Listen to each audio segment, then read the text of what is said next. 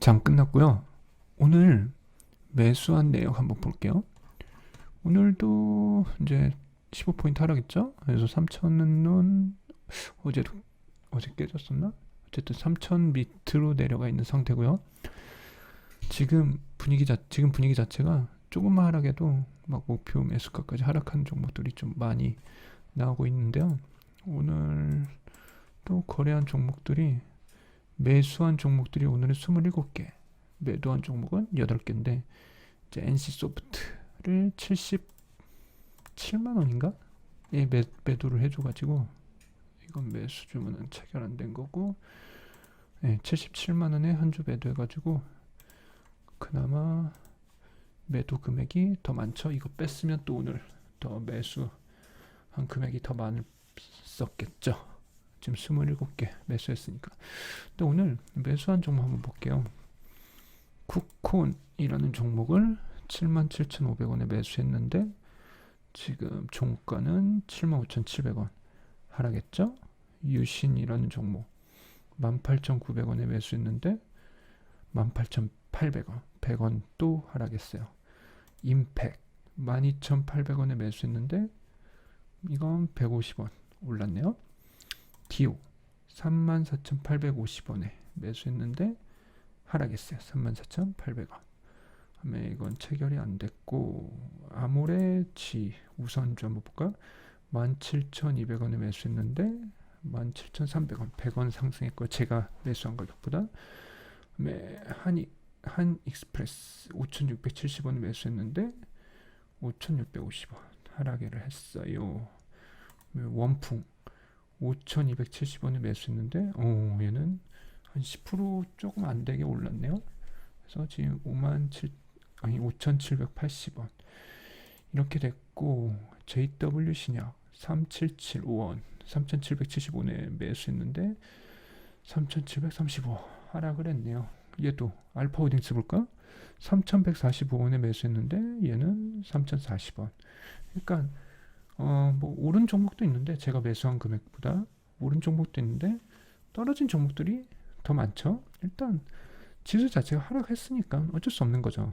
자, 그러면 지수가 하락했을 때 뭐 제가 하락할지 지수가 상승할지 하락할지 모르죠. 저는 단지 목표 매수가까지 하락을 했으니까 한 주 매수를 해준 거죠. 어떤 상황에서든 지수가 오르든 지수가 떨어지든 매수하는 사람이 있으면 반대로 매도하는 사람이 있는 거잖아요. 그러니까 각자의 거래 방식으로 누구는 매수를 하고 누구는 매도를 하는 거죠. 이렇게 매매를 하는 게 주식시장인 거고요.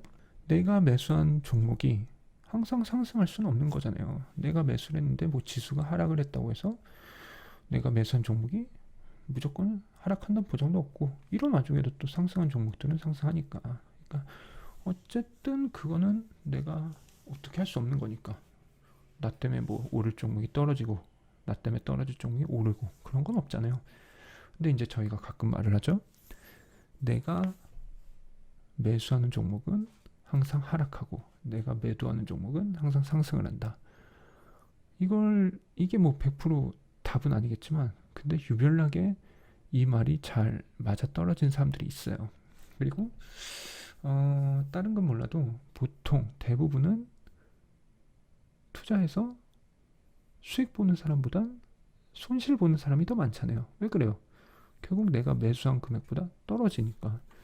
지금 저만 해도 오늘 몇 개 보진 않았지만 분명히 하락했잖아요. 쿠폰 같은 것도 저는 77,500원에 매수했는데 제가 매수한 금액보다 1,600원 75,700원이니까 1,800원 떨어졌네요. 어차피 저는 한 주씩 매매를 하니까 뭐 1,000원이 떨어지든 뭐 30%가 떨어졌다고 해요.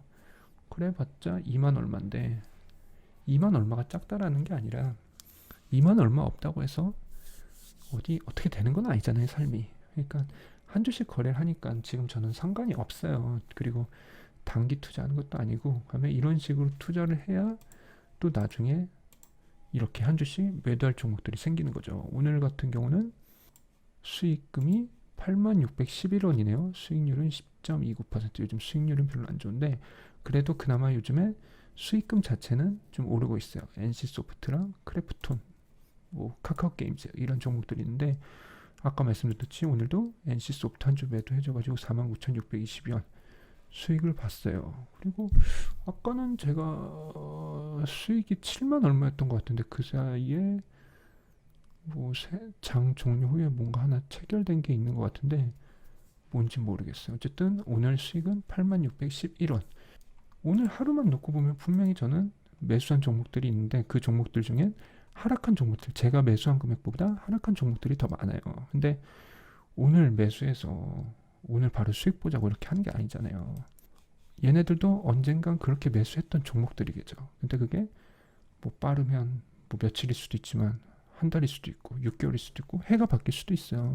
그래서 그렇게 한 주씩 거래해 준 게 이렇게 수익으로 돌아오는데 모든 종목들이 다 그러는 건 아니겠죠. 그리고 수익으로 돌아오는 종목은 많지 않고 대부분 뭐 수익을 보더라도 조금 먹거나 손실 보는 경우가 많죠. 대부분.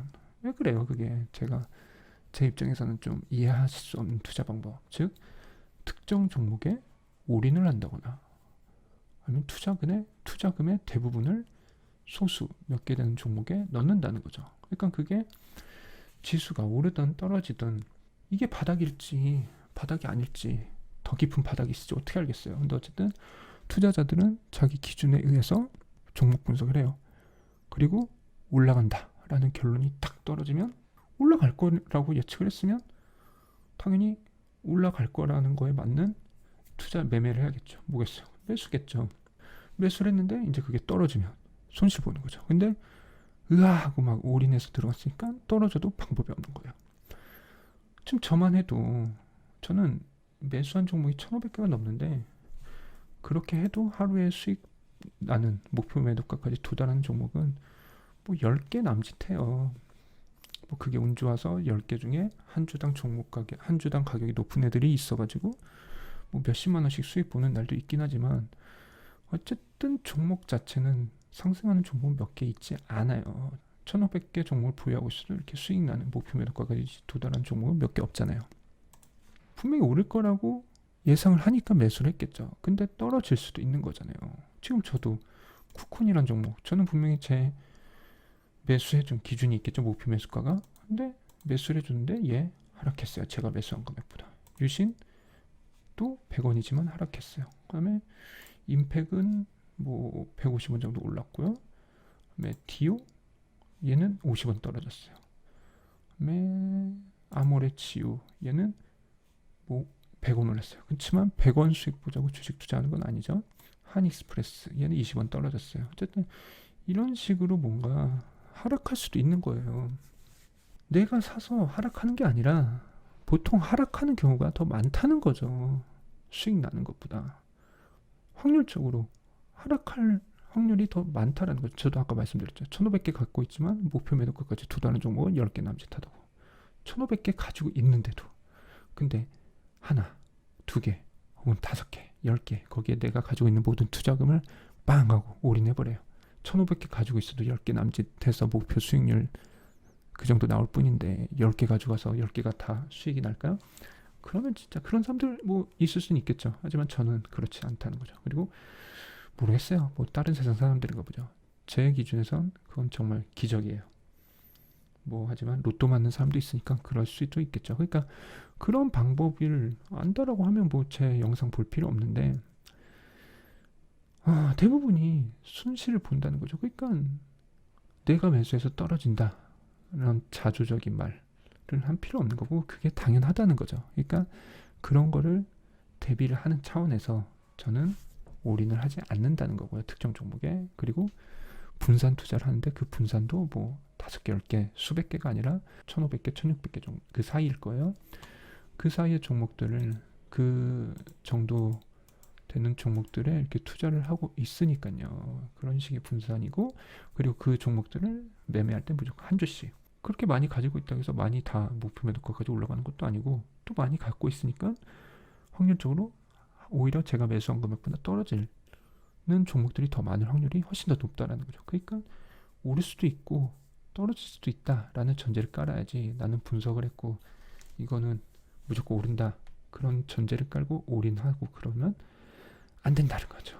그러니까 대부분 그런 식으로 투자를 하니까 대부분이 투자를 해서 손실을 본다는 거죠.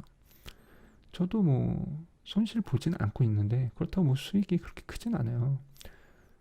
어쨌든 리스크를 감수하는 만큼 하이 리스크 하이 리턴이라고 하니까. 근데 저는 한 주씩 매매를 하다 보니까 수익이 나도 목표 매도가까지 도달해도 한 주만 매도해 주니까 수익이 작을 수밖에 없죠.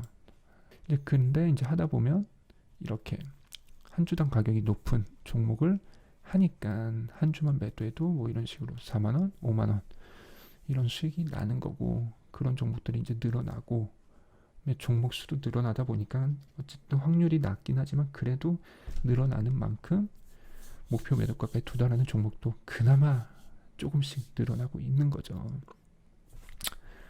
그러니까 이런 식으로 뭔가 하락할 수도, 제가 늘 강조하는 거지만 절대 무조건 오른다 못 먹어두고 이런 식으로 투자하면 그냥 못 먹어요. 그러니까 하락할 수도 있고 오를 수도 있고, 이 두 가지 전제를 다 깔고 투자를 해야 오래오래 투자를 할 수 있다는 거죠. 그냥 그런 전제를 깔고 어떻게 투자를 하냐, 저는 한 주씩 매매를 하는 건데 사람마다 그런 상황을 전제를 한다고 했을 때 어떤 식으로 투자할지, 아니면 이런 전제 필요 없고 나는 어떻게든 하겠다, 각자의 투자 방식으로 해서 수익이 나면 그게 정답인 거죠. 투자에 뭐 정답이 어디 있겠어요. 수익 나면 정답인 거죠. 나 아무것도 모르고 막 찍었어요. 근데 죽을 때까지 계속 수익이 나요. 그게 정답인 거예요. 어쩌겠어요.